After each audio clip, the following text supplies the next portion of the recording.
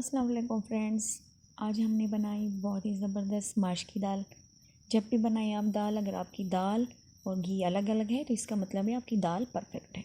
तो चलिए इसे शुरू करते हैं। सबसे पहले हम इसे प्रेशर कुकर में बनाने वाले हैं। तो सबसे पहले हम प्रेशर कुकर में ऑयल डालेंगे।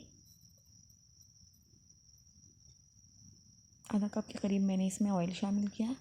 अच्छा, प्याज हम इसमें ऐड नहीं करेंगे क्योंकि माश की दाल में अगर आप प्याज ऐड करेंगे ना तो उसमें से एक मीठा सा पन जो है ना वो उसे ख़राब करता है। तो मैं जब भी बनाती हूँ हम बग़ैर प्याज के बनाते हैं और बहुत ही अच्छी बनती है।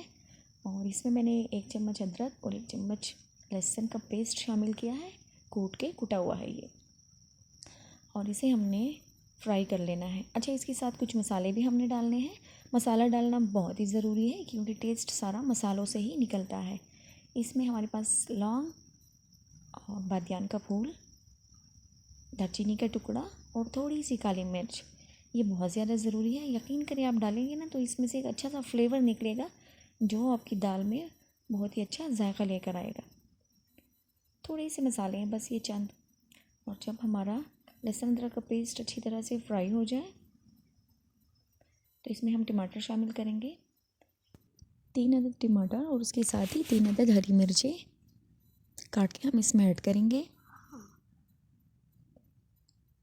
और इसे अच्छी तरह से मिक्स करते हुए मसल लेंगे ताकि टमाटर हमारी अच्छी तरह से पक जाए।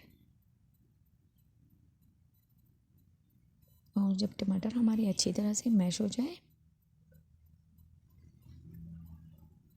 अब हम इसमें मसाले शामिल करेंगे। लाल मिर्च का पाउडर, थोड़ा सा गरम मसाला पाउडर, आधा चम्मच धनिया पाउडर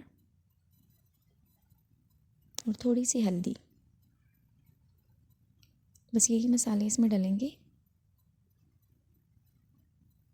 मज़ीद कोई मसाला हम इसमें ऐड नहीं करेंगे। और इन तमाम मसालों को हमने अच्छी तरह से फ्राई कर लेना है घी के साथ। और जब टमाटर हमारे अच्छी तरह से नरम हो जाए, बिल्कुल मिक्स हो जाए, इसके बाद हम इसमें माश की दाल ऐड करेंगे। 1 पाव मेरे पास माश की दाल है, अच्छी वाली, जिसे मैंने अच्छी तरह धो के गर्म पानी में 2 घंटे के लिए भिगो दिया था। और अब इसे थोड़ा सा इसके साथ फ्राई करेंगे दाल को। देखिए ऑयल इसमें बिल्कुल भी ज़्यादा नहीं है, ना ही हमने इसमें ज़्यादा ऐड करना है। बस इसी से मसाले के साथ हमने इसे थोड़ा सा फ्राई कर लेना है।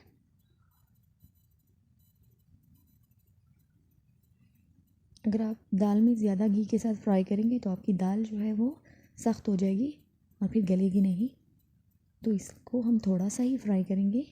अपने जायके के हिसाब से नमक शामिल करेंगे। मैंने 1 चम्मच शामिल किया है, चाय का चम्मच, क्योंकि दाल में अक्सर नमक जो है वो ज़्यादा हो जाता है अगर आप एहतियात के साथ ना डालें। अच्छा, इसमें जो पानी हम ऐड करेंगे वो इसमें हम गर्म पानी ऐड करेंगे। उबला हुआ पानी हम इसमें ऐड करेंगे 4 कप के करीब। और इसमें दाल हमारी अच्छी तरह से तैयार हो जाएगी। और 6 मिनट के लिए हमने इसे प्रेशर कुकर लगा देना है।